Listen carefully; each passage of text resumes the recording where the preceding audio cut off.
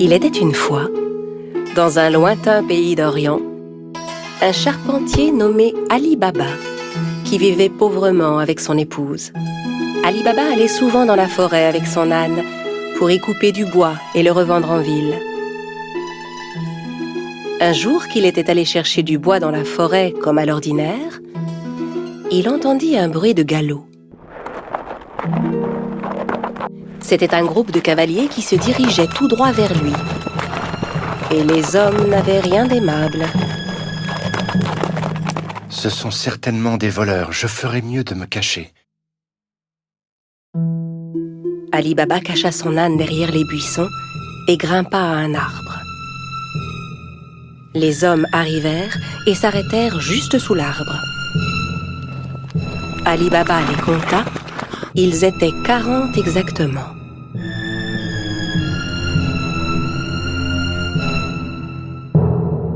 Les hommes déchargèrent les lourds sacs que portaient leurs chevaux.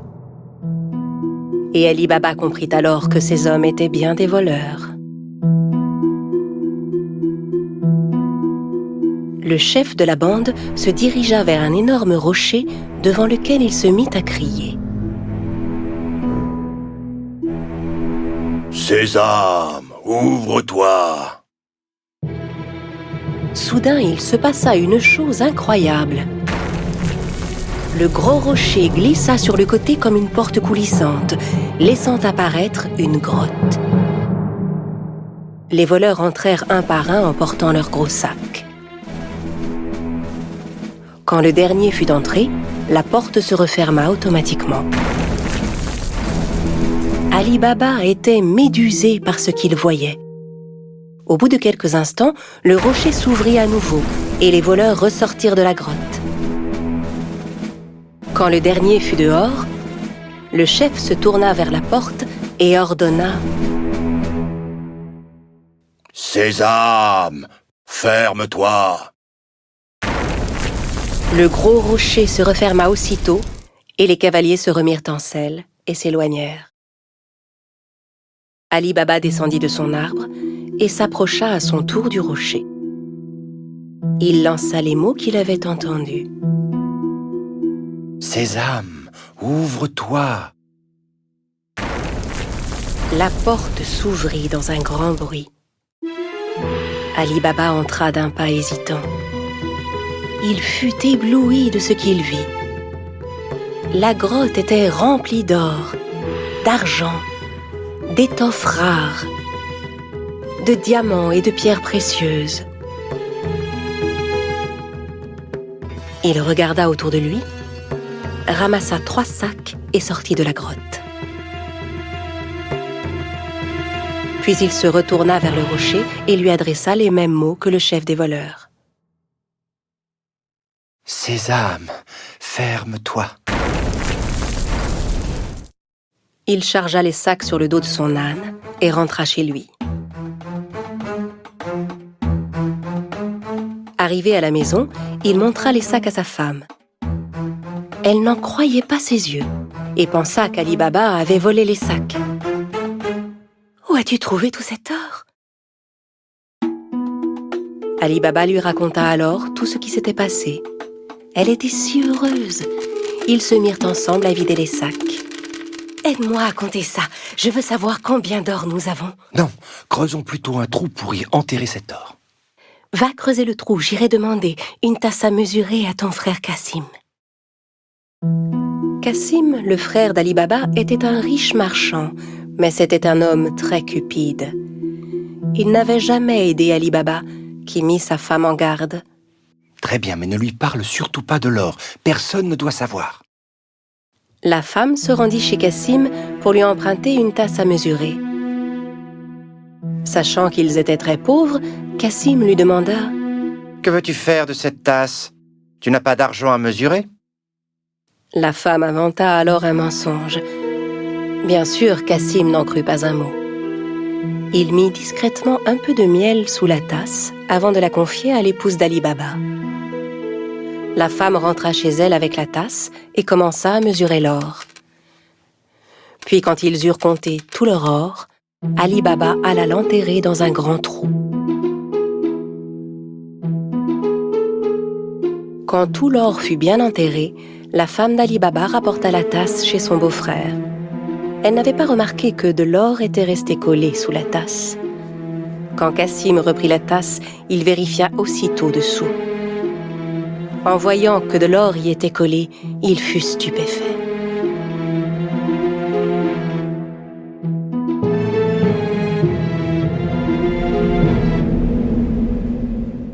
Je me demande où Ali Baba a pu trouver cet or. Cassim ne put pas dormir de la nuit.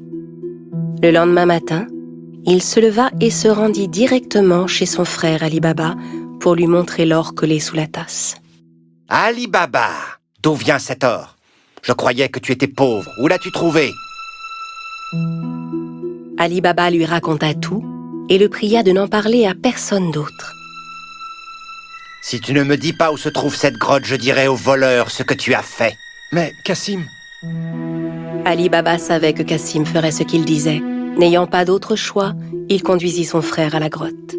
La grotte est juste derrière ce rocher. Maintenant, allons-nous-en d'ici. Les voleurs ne vont pas tarder à revenir. Ali Baba et Cassim rentrèrent chez eux, mais Cassim ne cessait de penser à la grotte. Il prit 2 chevaux avec lui et retourna à la grotte aussitôt. Arrivé devant l'entrée, il récita les mots qu'Ali Baba lui avait indiqués. « Sésame, ouvre-toi » Le gros rocher se mit à bouger et la grotte s'ouvrit. Cassim n'en croyait pas ses yeux. Il était fasciné par le spectacle qui s'offrait à lui, hypnotisé par tout l'or qui brillait. Le plus vite possible, il commença à remplir les sacs qu'il avait apportés avec tout l'or qu'il pouvait. Quand tous ces sacs furent pleins, il retourna vers la sortie. Mais la porte s'était refermée. Et malheureusement, il avait oublié les mots qu'il fallait dire. Il essaya toutes sortes de formules pour ouvrir la grotte. « Porte, ouvre-toi Rocher, ouvre-toi Grotte, ouvre-toi » Mais quels que soient les mots, la porte restait fermée. Cassim commença à paniquer. Il chercha une autre porte, mais n'en trouva aucune. Au bout d'un moment, les voleurs revinrent à leur grotte. Quand ils virent les chevaux de Cassim, ils se méfièrent et sortirent leurs épées. « Sésame, ouvre-toi »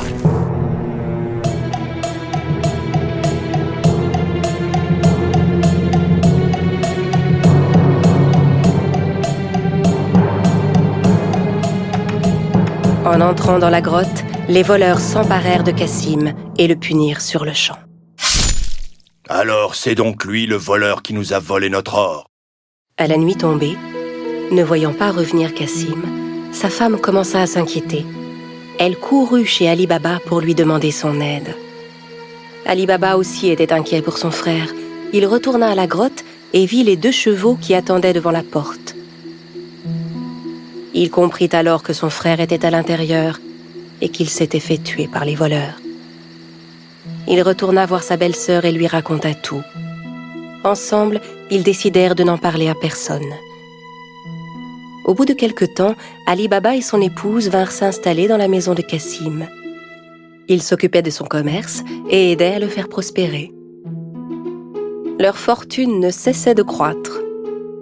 Dans le même temps, le chef des voleurs se rendait compte que l'or caché dans sa grotte ne cessait de diminuer de jour en jour. Il ordonna donc à l'un de ses hommes de vérifier s'il ne voyait rien de suspect. « Va en ville, cherche s'il n'y a pas quelqu'un qui serait devenu soudainement riche et dépensier depuis quelque temps. » En se promenant dans les rues du marché, l'homme vit Ali Baba qui payait ses achats avec de l'or. Il le suivit jusque chez lui. Quand Ali Baba entra dans la maison, le voleur marqua sa porte. À la nuit tombée, la femme de Cassim sortit pour donner de l'eau fraîche aux animaux. C'est alors qu'elle remarqua la marque qui était sur sa porte. Elle comprit que la marque n'annonçait rien de bon. Elle prit un pot de peinture et marqua toutes les portes du voisinage. Au petit matin, les 40 voleurs arrivèrent pour retrouver la maison d'Ali Baba. Incapable de distinguer la maison parmi toutes celles qui portaient des marques, Ils furent contraints de repartir. Mais le chef était bien décidé à retrouver Ali Baba. Il se déguisa et alla rôder du côté du marché. Il finit par retrouver Ali Baba et le suivit jusque chez lui. Quand il frappa à la porte, Ali Baba vint lui ouvrir. « J'ai fait un long voyage. J'ai rapporté des jarres d'huile d'olive. On dit que vous êtes le marchand le plus riche de la région. Peut-être voudriez-vous en acheter ?» Ali Baba invita le chef des voleurs à venir dîner le soir même, pensant avoir affaire à un marchand. Le voleur apporta avec lui 40 jarres d'huile d'olive chez Ali Baba. Ali Baba avait demandé à ses servants de préparer un bon dîner pour son hôte. Ali Baba proposa à son invité de passer la nuit chez lui, ce que, bien sûr, il accepta sans hésiter. Tandis qu'Ali Baba et le voleur étaient attablés pour dîner, la femme de Cassim voulut s'approcher des jarres d'huile d'olive pour voir. C'est alors qu'elle entendit des bruits étranges. « On sort maintenant ?»« Non, pas encore. » En entendant que c'étaient les voleurs qui étaient dans les jarres et non pas l'huile, elle comprit que c'était un piège. Elle alla aussitôt à la cuisine pour faire bouillir de l'huile. Puis elle revint verser de l'huile bouillante dans chacune des jarres. Les voleurs ébouillantés s'efforçaient de garder le silence.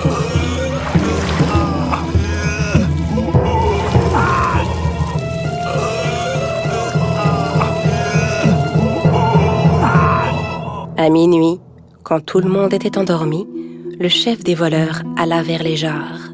« Vous pouvez sortir maintenant. » N'ayant aucune réponse, il appela à nouveau. « Les gars, vous dormez ?» N'entendant à nouveau aucune réaction, il décida d'ouvrir les jarres et fut terrifié de ce qu'il vit. Terrorisé à l'idée de se faire attraper à son tour, il s'enfuit et ne revint jamais. Le lendemain matin, la femme de Cassim raconta à Ali Baba ce qui s'était passé. Cette fois, il savait qu'il n'aurait plus jamais à s'inquiéter des voleurs. À partir de ce jour, Ali Baba et sa famille menèrent une vie riche et heureuse.